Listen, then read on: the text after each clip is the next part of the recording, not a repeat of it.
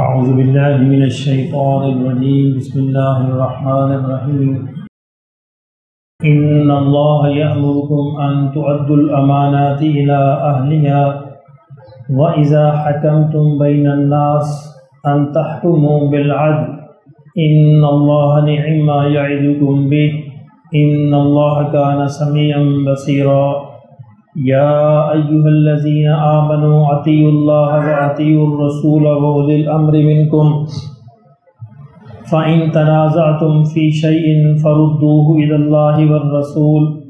إن كنتم تؤمنون بالله واليوم الآخر ذلك خير وأحسن تأويلا صدق اللہ مولانا العظیم۔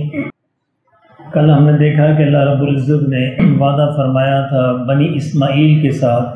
یعنی جس خاندان میں نبی صلی اللہ علیہ وسلم پیدا ہوئے، کہ ان کو ایک عظیم ملک جو ہے اللہ عطا فرمائے گا۔ امتوں کی امامت جو ہے بنی اسرائیل سے چھین کر اب بنی اسماعیل کو دے دی گئی ہے، اور صرف یہ ہے کہ مذہبی امامت نہیں بلکہ اللہ دنیاوی طور پر بھی ان کو ایک عظیم الشان جو سلطنت عطا کرے گا۔ اور جب عظیم الشان سلطنت مل جائے گی تو اس وقت مسلمانوں کو کیا کرنا چاہیے، یہ اس کا حکم ہے۔ ان اللہ یأمرکم، اللہ تمہیں حکم دیتا ہے، ان تؤدوا الامانات الی اہلہا، کہ امانتیں اس کے جو اہل لوگ ہیں، حقدار ہیں، ان کو لوٹا دو، ان کو دے دو۔ اب یہاں امانتوں سے مراد انفرادی امانتوں سے لے کر اجتماعی امانتوں تک سب مراد ہے۔ جمع کا لفظ اللہ نے استعمال فرمایا ہے۔ انفرادی امانت اگر کسی کے پاس ہے تو اس کی حفاظت بھی اسی طرح ذمہ ہے جس طرح اجتماعی امانت جو ہے، جو ہم لیڈروں کے پاس، سیاسی لیڈروں کے پاس ہوتی ہے، وہ اجتماعی امانت ہوتی ہے پوری قوم کی،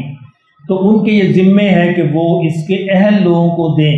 یعنی اس کا ذمہ یہ ہے کہ جو مناصب ہیں، حکومتی جو منصب ہیں، حکومتی عہدے ہیں، جہاں پہ طاقت، قوت، اقتدار ہوتی ہے، وہاں پر یہ لازمی ہے، فرض ہے کہ وہ اہل لوگ ہوں، اس کی اہلیت رکھتے ہوں۔ بغیر اہلیت کے سفارش کے زور پر یا کسی رشوت کے زور پر یا کسی اور زور پر دیے جائیں گے تو وہ اللہ کے اس حکم کے خلاف ہے، تو وہ بالکل اس سے معاشرے کے اندر بھی فساد پیدا ہوگا اور آخرت کے اعتبار سے تو جواب طلبی ہوگی ہی۔ اس لیے یہ ضروری ہے کہ جس شخص کے پاس کوئی بھی امانت ہو، کسی بھی درجے کی، کسی ادارے کی ہو، خاندان کی ہو، گھر کی ہو، باہر کی ہو، کوئی بھی ذمہ داری ہو، تو وہ اس بات کا خیال رکھے کہ ذمہ داری اس کے اہل لوگوں کو دینی چاہیے۔ سیدنا ابو ذر رضی اللہ تعالیٰ عنہ بڑے جلیل القدر صحابی ہیں، لیکن ان کا ایک خاص مزاج تھا، ایک درویش ٹائپ کے آدمی تھے۔ ایک دفعہ نبی صلی اللہ علیہ وسلم سے انہوں نے عرض کیا کہ یا رسول اللہ صلی اللہ علیہ وسلم، آپ مجھے کسی علاقے کا حاکم بنا دیں۔ تو حضور نے ان کے کاندھے پہ ہاتھ رکھا، پیار سے کہا کہ ابو ذر تم کمزور آدمی ہو، بچو اس سے، ابو ذر تم کمزور آدمی ہو۔ یعنی حاکم بننے کے لیے، ذمہ دار بننے کچھ اور صلاحیتوں کی بھی ضرورت ہوتی، صرف تقوی کی ضرورت نہیں ہوتی یا نماز روزے کی ضرورت نہیں ہوتی، کچھ اور صلاحیتیں بھی درکار ہوتی ہیں۔ اسی طرح ضروری ہے کہ جس کے ذمے جو منصب دیا جا رہا ہے وہ دیکھا جائے کہ آیا اس منصب کی ذمہ داریاں پوری کر سکتا ہے۔ صرف نماز روزہ دیکھنا کافی نہیں ہے۔ حضرت عمر رضی اللہ تعالیٰ عنہ نے حضرت مغیرہ ابن شعبہ سے کہا کہ یار عجیب بات ہے کہ میں کوفہ جس کو بھیجتا ہوں ناکام ہو کے آ جاتا ہے، وہ ٹکتا ہی کوئی نہیں ہے، کوفہ والے ٹکنے نہیں دیتے اس بندے کو، میں ایک سے ایک بڑھ کر متقی آدمی وہاں پہ بھیجتا ہوں، بڑا پرہیزگار، تقوی والا، کیا کروں مجھے سمجھ نہیں آتی۔ تو حضرت مغیرہ نے کہا کہ ذرا کم متقی کو بھیج دیں، یعنی ایک سے ایک بڑھ کے متقی بھیجتے ہیں، ذرا کم کو بھیج دیں۔ تو حضرت عمر نے کہا اچھا تم ہی چلے جاؤ، اور وہ گئے، انہوں نے قابو پا لیا کیونکہ وہ صلاحیتیں موجود تھیں ان کے اندر۔ تو یہ اور صلاحیتیں، یعنی ہر منصب کی اپنی صلاحیتیں، ذمہ داریاں ہوتی ہیں، اس کے مطابق دیکھنا پڑتا ہے کون اس کا اہل ہے۔ وَإِذَا حَكَمْتُمْ بَيْنَ النَّاسِ، اور فرمایا جب تم لوگوں کے درمیان فیصلے کرو، أَن تَحْكُمُوا بِالْعَدْلِ، انصاف کے ساتھ فیصلے کرنا۔ یہاں غور کی بات یہ ہے کہ مسلمانوں کو حکم دیا جا رہا ہے، لیکن جو لفظ لائے وہ ناس کا لائے، یہاں مسلمانوں کی بات نہیں۔ جب انصاف کی بات ہوئی ہے تو انصاف میں اللہ نے پوری انسانیت کو شامل کیا، تو گویا انصاف کرتے ہوئے کافر، مسلمان، ہندو، یہودی، سکھ، عیسائی یہ نہیں دیکھا جائے گا، صرف انصاف دیکھا جائے گا کہ انصاف کس طرف ہے، چاہے مقابلے میں کوئی بھی ہو، حتیٰ کہ یہاں تک قرآن میں بھی چاہے مقابلے میں باپ کیوں نہ کھڑا ہو، انصاف کی بات کی جائے گی، باپ کے خلاف بھی فیصلہ دیا جائے گا۔ اور یہ اسلام کی ایسی بنیادی قدر، ایسی بنیادی ویلیو ہے کہ اگر اس کی حفاظت کی جائے تو معاشرے میں فساد پیدا نہیں ہوتا، گھروں میں فساد پیدا نہیں ہوتا۔ عام طور پر ہمارے جو نوجوان نئی شادی کرتے ہیں ان کو یہ بڑا مسئلہ پیش آتا ہے کہ جی کیا کروں، مصیبت پڑ گئی ہے، ماں بھی ناراض ہے، بیوی بھی ناراض ہے، اور ساس بہو کی اپنی لڑائی چلتی رہتی ہے، اب کس کی حمایت کروں؟ تو وہاں پہ ایک ہی سنہری کلیہ ہے کہ انصاف کی حمایت کریں، نہ ماں کی حمایت کریں نہ بیوی کی حمایت کریں، انصاف کی حمایت کریں۔ دیکھیں انصاف کے ساتھ کہ آپ نے اللہ کو جواب دینا ہے، دیانتداری کے ساتھ دونوں فریقوں کا جائزہ لیں، اور جس طرف انصاف نظر آئے، چاہے ماں کے خلاف اس طرف کھڑے ہو جائیں، بیوی کے خلاف ہو اس طرف کھڑے ہو جائیں۔ فرمایا کہ جب تم لوگوں کے درمیان فیصلے کرو تو انصاف کے ساتھ کرنا، ان تحکموا بالعدل، انصاف کے ساتھ، ان اللہ نعم ما یعظکم بہ، فرمایا یہ کیسی اچھی بات ہے جس کی اللہ تمہیں نصیحت کر رہا ہے، اور اگر تم نے نہ مانا، ان اللہ کان سمیعا بصیرا، تو پھر یہ جان لو کہ اللہ سننے والا بھی ہے، دیکھنے والا بھی ہے۔ اللہ سے کوئی چیز لا علم نہیں، کوئی چیز تم اسے چھپا نہیں سکتے، یعنی انصاف کرتے ہوئے تمہاری نیتوں کا جو حال ہے وہ بھی اللہ دیکھے گا۔ یعنی کہ تھوڑی سی ڈنڈی بھی تم نے مار دی، اپنی برادری، اپنے قبیلے، اپنے بیٹے، اپنے بھائی کی طرف جھک گئے انصاف کرتے ہوئے، تو اللہ سے نہیں چھپ سکتا، کیونکہ ان اللہ سمیع بصیرا، اللہ جاننے والا بھی ہے، سننے والا بھی ہے اور دیکھنے والا بھی ہے۔ کفر کی حکومت دنیا میں قائم رہ سکتی ہے، اور غیر انصاف کی جو ظلم کی حکومت ہے یہ زیادہ دیر قائم نہیں رہ سکتی۔ یہ کلیہ ہے، قاعدہ ہے، کفر کی حکومت ہزاروں سال بھی رہ سکتی ہے، لیکن ظلم کی حکومت کے دن گنے چنے ہوتے ہیں۔ یہ الگ بات ہے کہ اللہ کے پیمانے وہ سینکڑوں کے اندر ہوتے ہیں، ہم تو دیکھتے ہیں 2 سال 4 سال 10 سال، اللہ کے صدیوں کے فیصلے ہوتے ہیں، لیکن وہ چند صدیوں سے زیادہ کفر کا جو ظلم کا نظام ہے وہ نہیں چل سکتا۔ آپ نے دیکھا ایک زمانہ تھا مسلمانوں کی حکومت دنیا کی 2/3 علاقے پر تھی، 2/3 علاقے پر حکومت تھی، اور پھر وہ ظلم بھی کرتے تھے، یہ مسلمان بھی ظلم کرتے تھے۔ چنگیز خان کا جو فتنہ آیا ہے مسلمانوں پر، چنگیزی فتنہ جو آیا ہے، تاریخ میں لکھا ہے، ایک جگہ بڑا عجیب واقعہ لکھا ہے کہ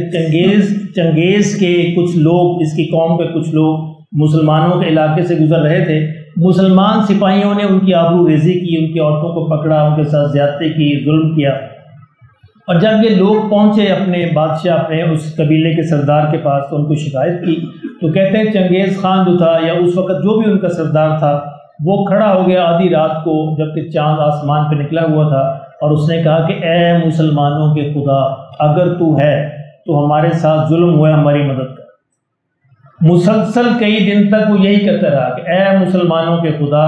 اگر تو ہے تو ہمارے ساتھ ظلم ہوا ہے، ہماری مدد کر۔ اور پھر تاریخ نے دیکھا کہ لاکھوں بلکہ کروڑوں کے قریب مسلمان جو اللہ نے ذبح کروا دیے ان کے ہاتھوں سے، جو بالکل چھوٹی سی کمزور سی قوم تھی، اور پھر مسلمانوں کو سزا دلوانے کے بعد دوبارہ انہیں کو مسلمان کر دیا۔ تو یہ اللہ کا نظام ہے، اس لیے ہمیشہ بچنا چاہیے، اپنے انفرادی لیول پر بھی، گھر کے لیول پر بھی، اداروں کے لیول پر بھی، اجتماعی لیول پر بھی، کہ کہیں ہماری طرف سے بے انصافی نہ ہو جائے، کیونکہ ظلم کے ساتھ جو ہے وہ اللہ کا ساتھ نہیں ہوتا، اور اللہ کی مدد ہمیشہ مظلوم کے ساتھ ہوتی ہے۔ فرمایا کہ یا ایھا الذین آمنو، اور مزید اب ہدایت عطا فرمائی کہ اے ایمان والو۔ پچھلی جو بات تھی وہ پوری کی پوری انسانیت کے لیے تھی، اب ایمان والوں کو مزید ایک احتیاط ارشاد فرمایا، حکم عطا فرمایا، اطیعوا اللہ و اطیعوا الرسول، کہ تم نے اپنی اجتماعی اور انفرادی زندگی میں اللہ کی اطاعت بھی کرنی ہے اور رسول کی اطاعت بھی کرنی ہے۔ کیوں؟